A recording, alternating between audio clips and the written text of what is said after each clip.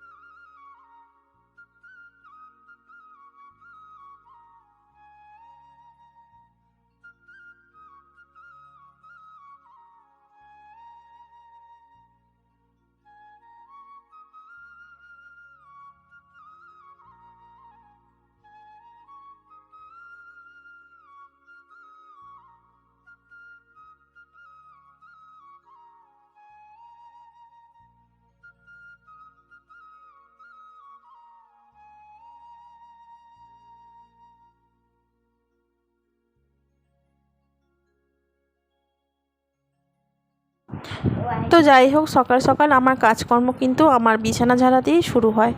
তো তোমাদের কাজকর্ম কী দিয়ে শুরু হয় আমি জানি না, আমার কাজকর্ম এইভাবেই শুরু হয়।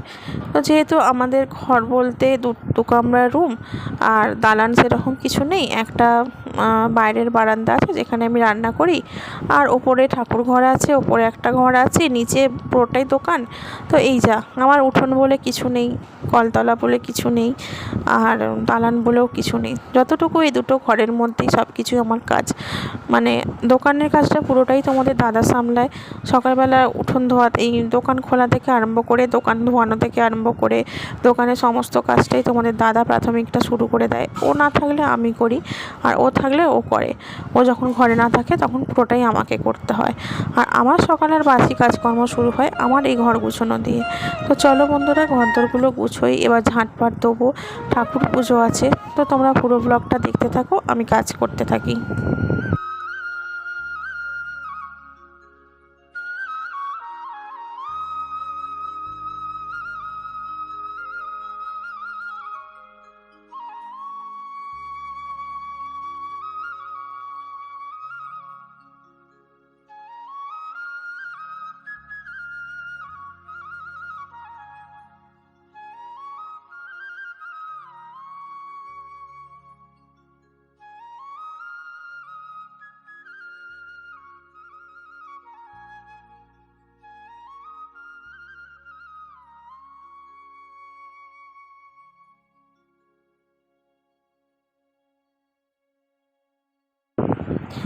আসলে কি বলো তো বন্ধুরা, আমরা তো সারা বছরই সংসারের কাজকর্ম করি, তাই না? সংসারের যে যেরকম পারে সংসারের কাজকর্ম কেউ করে, কেউ সংসার সামলে বাইরে কাজ করতে যায়। আর আমরা তো সংসার সামলে বাইরে কাজ করতে যেতে পারি না, আমরা ঘরের কাজ করি। আমার নিজের ব্যবসা আছে, সেই ব্যবসা দেখাশোনা করি, সংসারের কাজ করি। তো এই করে করেই আমাদের সময় কেটে যায়। যাই হোক, সারা বছর মেয়েদের পড়াশোনা থাকে, তো ঘুরতে বেড়াতে তো সেরকম যেতে সময়ই পাই না। আর সত্যি কথা বলতে, যখনই একটু সময় হয় তখন আবার হাজব্যান্ডদের নিয়ে যাওয়ার সময় হয় না। যদি বলি কোথাও যাব, তখন বলবে যে আমার কাজ আছে, হয়তো সেরকম হবে না। আর যখন মুখের ওপর না বলে তখন আর আমার আর বলতেও ভালো লাগে না, সত্যি। আর এই যে দেখো, এখন কথাটা কেন বলছি জানো তো, এখন আমার মেয়ের পরীক্ষা শেষ হয়ে গেছে, দুই মেয়েরই পরীক্ষা শেষ হয়ে গেছে। তো পরীক্ষা শেষ হলে আমরা প্রায় কোথাও না কোথাও একটা ছোটোখাটো ঘুরতে যাই। তো এখন তো বেশ কয়েকদিন যাওয়াই হয়নি সেরকমভাবে, তো সময়ই হয়নি। আর দোকানটা হয়ে যাওয়ার পর এখন আর ঘুরতে বেড়াতে সেরকমভাবে কোথাও যাই না।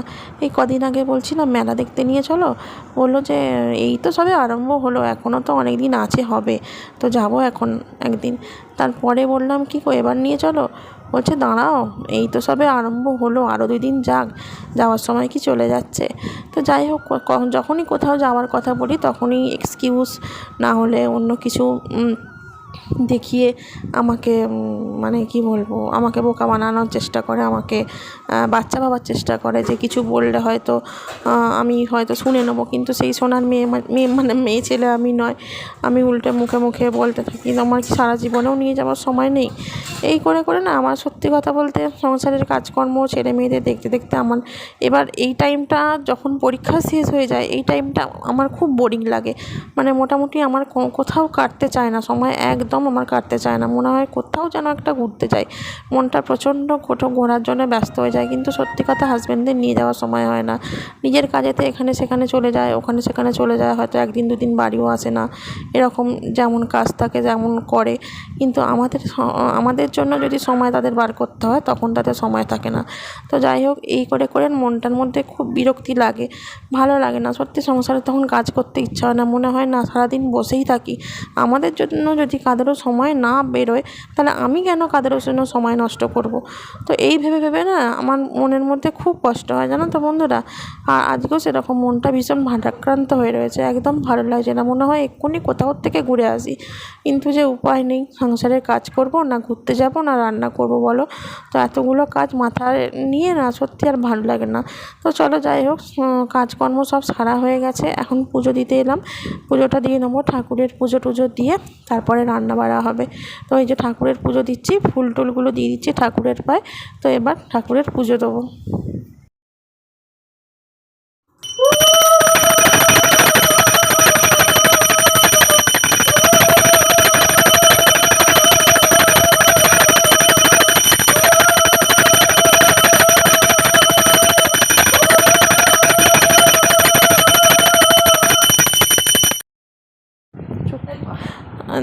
তো বন্ধুরা দেখো, এই যে পুজো টুজো হয়ে গেল কমপ্লিট, আর এখন এই যে ছাদের দরজাটা খুলে জামা কাপড়গুলো দেখছি কী অবস্থা হয়ে রয়েছে। তো দেখো আকাশে মেঘ যেন একদম ঝুলে আসছে, এক্ষুনি নামবে বৃষ্টি অঝরে। তো আজকে বেশ অল্প জামা কাপড়ই আছে, খুব একটা বেশি জামা কাপড় নেই। তো তার জন্য কোনো, আর জামা কাপড়গুলো না সব শেডের ভেতরে আছে, বাইরে নেই। তো বৃষ্টি আসলেও শেড মানে অতটা কোনো অসুবিধা হবে না, বা ভিজবে না, বা যাই হোক কিছু হবে মানে ভিজবে না, কিন্তু হচ্ছে গিয়ে অসুবিধে কিছু নেই। তো যাই হোক, আমি ওই দরজাটা বন্ধ করে দিলাম, তারপরে বন্ধ করে দিয়ে মেয়ে এখানে, আমি পুজো করতে এসেছি, ও চলে এসেছে আমার সঙ্গে। তো এখানে দেখো বড় মেয়ে পড়তে বসে, আর বিছানাটার অবস্থা যেন আবারও সেই ঘেঁটে রেখে দিয়েছে। আমি এই পরিষ্কার করি তো এই ঘেঁটে রেখে দেয়। তো এদেরকে নিয়ে আমি যে কী করব আমার কিছু মাথায় আসে না। তো যাই হোক, এখন ওই সমস্ত ওপরে কাজকর্মগুলো সেরে নিচে নেমে চলে এলাম। তো রান্না হবে, মা এপাশে চলে এসেছে, আর ভাতটা ডালটা হয়েই এসছে, প্রায় হয়ে এসছে। আর বাজার থেকে এনেছে অনেকগুলো মাছ। তো সেই মাছগুলো না মা এখন ধোয়া মোছা করছে, ঠিক আছে, ধোয়া মোছা করছে বলতে কিছুটা চুনো মাছ এনেছে, কিছুটা পোনা মাছ এনেছে, কাতলা মাছ আর কি। তো যাই হোক, কাতলা মাছ আর পুঁটি মাছ, তো সেইগুলো এখন বাছতে অনেকটা সময় লাগবে। কাতলা মাছটা বাছা হলেও পুঁটি মাছটা তো আর বাছা নয়। তো সেই জন্য মা একটুখানিটা ওটাকে মানে ব্যবস্থা করছে কি করা যায়। তো যাই হোক, আমাদের এখানে তো ওপরে ঘরে মাছ টাছ বাছলে একটুখানিটা গন্ধ ছাড়ে বা কিছু মাছি টাছি ওড়ে। তো সেই জন্য মা নিচে গেছে মাছ বাছার জন্য, আর আমি এখানে শাক এনেছে বলে শাক কাটছি।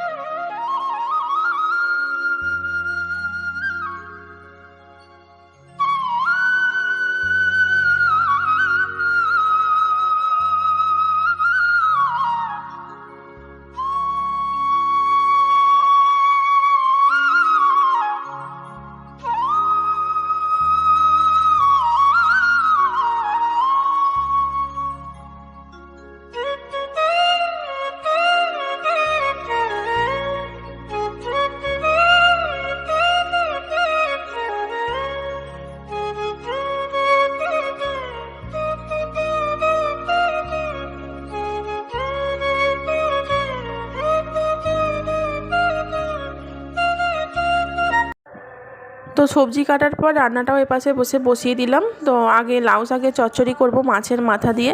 তো আমাদের যে কোনো শাক আনলে আর কি মাছের মাথা দিয়ে তরকারি খেতে সবাই ভালোবাসে, বাচ্চা থেকে বড় সবাই মাছের মাথা দিয়ে তরকারি খেতে ভীষণই ভালোবাসে। তো সেই জন্য আমাদের মাছের মাথা থাকলেই শাক আনা হয় বা বাঁধাকপি আনা হয়, এরকম কোনো চচ্চড়ি টাইপের সবজি আনা হয় যেটা দিয়ে সবজির তরকারি একটা খুব সুন্দর হয়।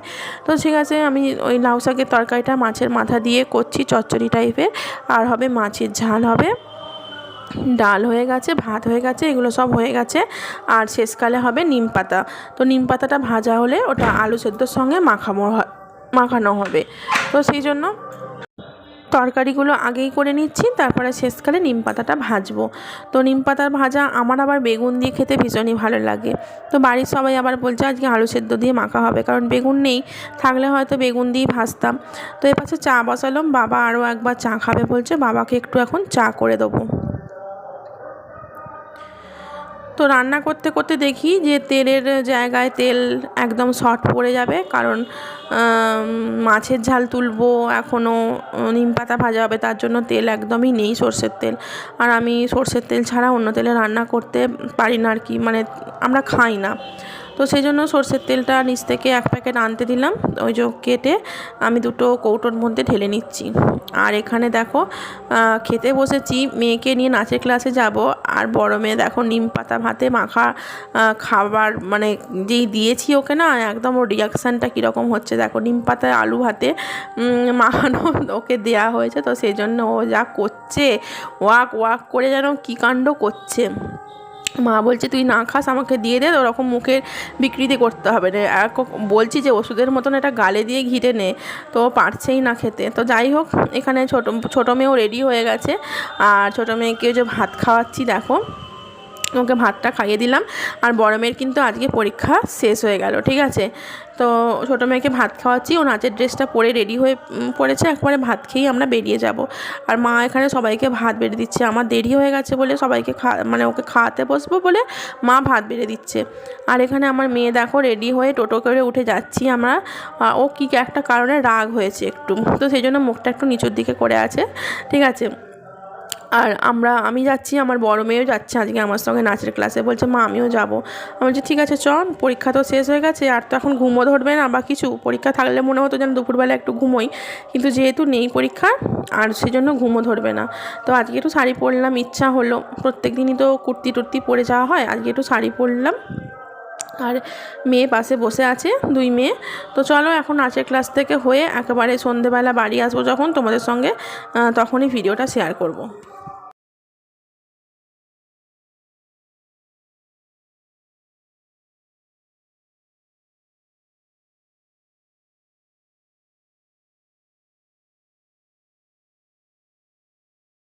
হ্যালো ফ্রেন্ড, তো নাচের ক্লাস থেকে এই জাস্ট বাড়ি ফিরলাম, না অনেকক্ষণ হয়েছে, আধা ঘন্টার ওপর হয়ে গেছে। আরে দাঁড়া, পরে ক্যামেরা, শপিং ঠিক আছে।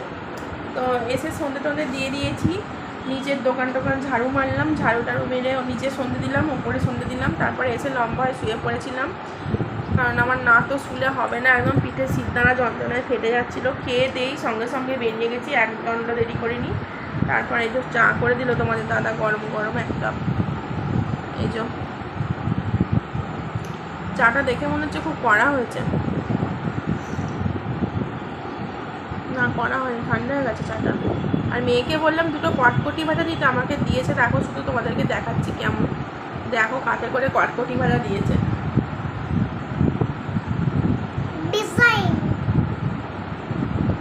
দেখতে পাচ্ছ, একটা হাত বালতির ঢাকাতে করে আমাকে কটকটি ভাজা সাজিয়ে দিয়েছে, মুড়ির বালতির চাপাতে করে। চালা, এটা রেখে আয়, সব মুড়ি হাওয়া লেগে আর নরম হয়ে যাবে, রেখে আমি এগুলো হাতে করে তুলে নিচ্ছি, চলে যাও। আমি খাবো না, আমি রেখে দিচ্ছি, তুমি চাপাটা দিয়েছো, চলে যাও, মানে মুড়িটা ঠান্ডা হয়ে যাবে।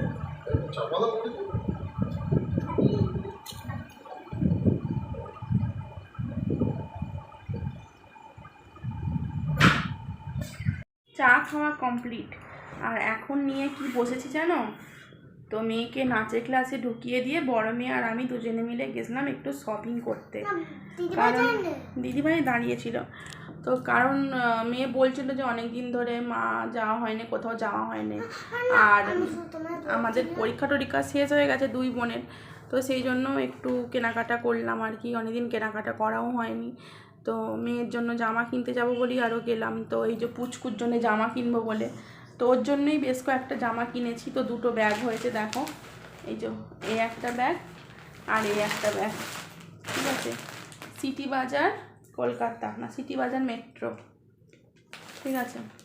তো এই যে দুটো ব্যাগ হয়েছে, তো এই দুটো ব্যাগে করে জিনিসপত্র কিনে নিয়ে এসেছি। চলো কী কী কিনে নিয়ে আসি তোমাদের সঙ্গে একটু দেখাই, তোমাদেরকে একটু দেখাই আর তোমরা একটু দেখে নাও। চলো ব্যাগ থেকে ঢেলে ফেলি। হচাংকু, এইখানে এইখানে এই যে দেখো, এই এতগুলো জামা কাপড় কেনা হয়েছে, ঠিক আছে। তো চলো তোমাদেরকে একটা একটা করে দেখিয়ে দিই। আর ওইটা রেখে দে, ওটা ওটা দিদি ভাই, ওটা রাখ।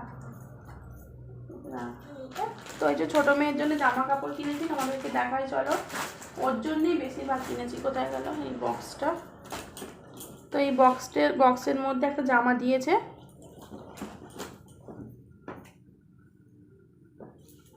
এই যে, ঠিক আছে, দেখা যাচ্ছে, এই যে একটু পিঙ্ক পিঙ্ক কালারের টাইপের। তো জামাটা দেখে বেশ পছন্দ হলো, বেশ সুন্দর ঘের ওলা। তো এই জামাটা ওর জন্য নিয়ে নিলাম। এই যে দেখো, বেশ সুন্দর, ঠিক আছে, পছন্দ হয়েছে? দেখ, এখন কিন্তু পরবে না।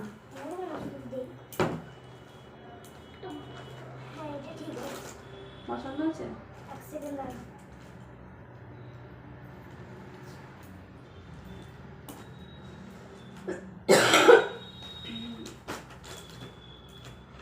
তারপরে নিয়েছি এই যে এই ফ্রকগুলো, এই ফ্রকগুলো সুতির ফ্রকগুলো বাড়িতে পরার জন্য 175 টাকা করে এই ফ্রকগুলো, তাই তো, হ্যাঁ 175 টাকা করে এই ফ্রকগুলো। দেখো একদম সুতির, একদম হাত কাটা ফ্রক, ওকে পরলেও খুব সুন্দর লাগে, ফ্রক পরলে ওকে ভীষণ সুন্দর দেখতে লাগে। আর ওই এইটাও ফ্রক, এটা একটু স্টাইলিস্ট, এটার দাম নিয়েছে 499।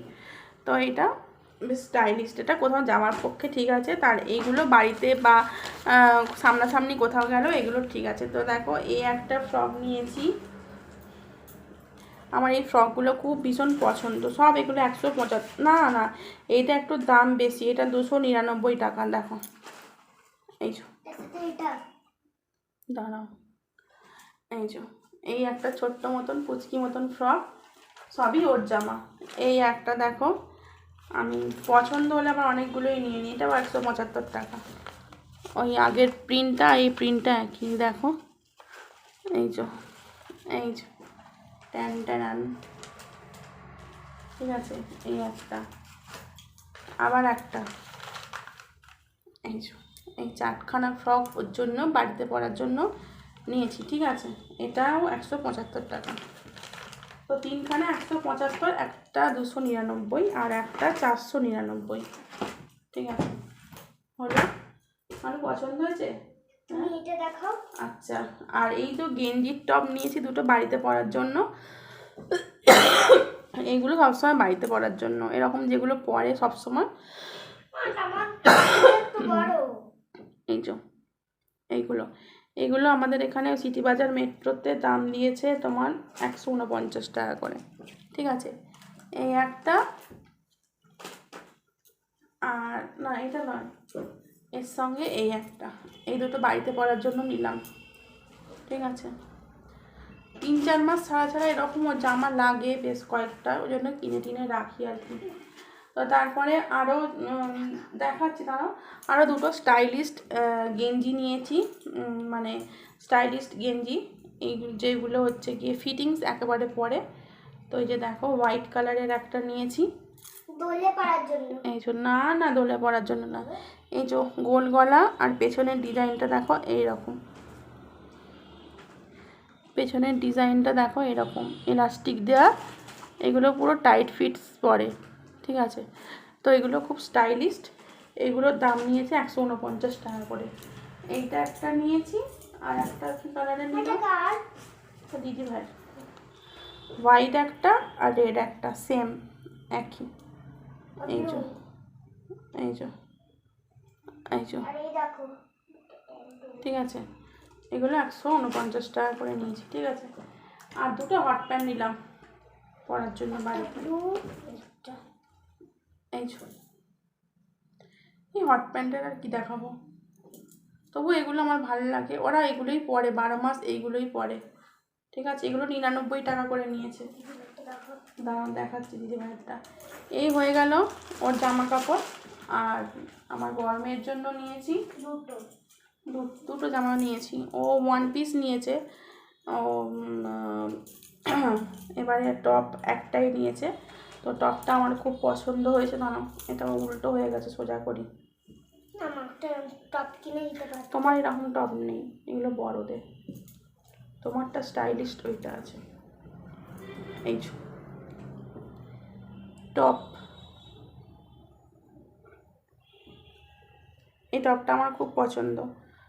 বেশ কালারটা খুব সুন্দর, লালও নয় আর পিঙ্কও নয়, বেশ কি সুন্দর সুন্দর কালার, একটা মিষ্টি কালার। তো এই একটা টপ নিয়েছি। আর এখানে 1 পিস নিয়েছি।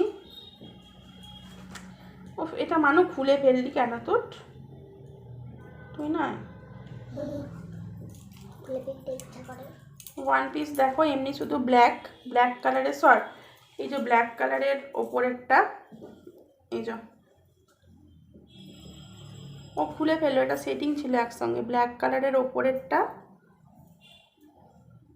এই যে এরকম, এই যে এরকম। আর ভেতরের গেঞ্জিটা এই যে সাদা কালারের, মানে সাদার ওপর ওই ব্ল্যাক এটা পড়বে আর কি। এই যে প্লেন সাদা একেবারে। তো এটাও খুব সুন্দর, এটা খুব পছন্দ হয়েছে আমার। আরও একটা 1 পিস নিয়েছে, ওটাও ব্ল্যাক কালারের ওপরই নিয়েছে, দুটোই ব্ল্যাক কালারের ওপর নিল। তো এই যে দিদিভাই 3টে, তাই তো? এই যে এই একটা দেখো, এমনি খুব নর্মাল সাধারণের ওপরে আমার পছন্দ। আমার হাফজি জাবজি একদম পছন্দ নয়। খুব মানে ঘিঞ্জি কাজ জামার ওপরে আমার পছন্দ নয়। ছোটো থেকে ওদের ওরকম পরাইনি কোনোদিনও। হ্যাঁ, কোনোদিনও পরাইনি। খুব সিম্পলের ওপরে, তাও শৌখিনের ওপরে যেন দেখতে সুন্দর হয় এরকম জামা কাপড় সবসময় পরিয়েছি, যার জন্য ওদের চয়েসও এখন ওরকমই হয়ে গেছে, ঠিক আছে। তো এগুলোই আপাতত পছন্দ হলো, আর এইগুলোই কিনলাম। আর এখানেই অনেক টাকা বিল হয়ে গেল, 3,400 টাকার মতন বিল হয়েছে, ঠিক আছে। তো যাই হোক, এই হলো আমাদের কেনাকাটা চৈত্র মাসের। তো চৈত্র মাসের প্রথমেই চৈত্র সেলের মার্কেটিং করে নিলাম। এগুলো কিন্তু একটাও চৈত্র সেল হিসাবে নয়, এমনি কিনলাম। প্রত্যেক বছরই কিনি, চৈত্র মাসে কিছু কেনাকাটা হয়। তো চলো বন্ধুরা, দেখলে তো কেমন কেনাকাটি করলাম। আর আমি আবারও এক্ষুনি বেরোবো, আমি একটু বাগনান যাবো, কেনাকাটা আছে আমার একটু, ঠিক আছে। তো চলো আজকের মতন ভিডিওটা এখানে শেষ করছি। ভালো লাগলে লাইক করে অবশ্যই পাশে থেকো। দেখা হচ্ছে আগামীকাল নতুন আরও একটি ভিডিওতে। ততক্ষণ সবাইকে টাটা। মানু টাটা করে দাও। টাটা। কালকে আবার ভালো ভিডিও আসছে তোমাদের জন্য, ঠিক আছে, অপেক্ষা করো কিন্তু।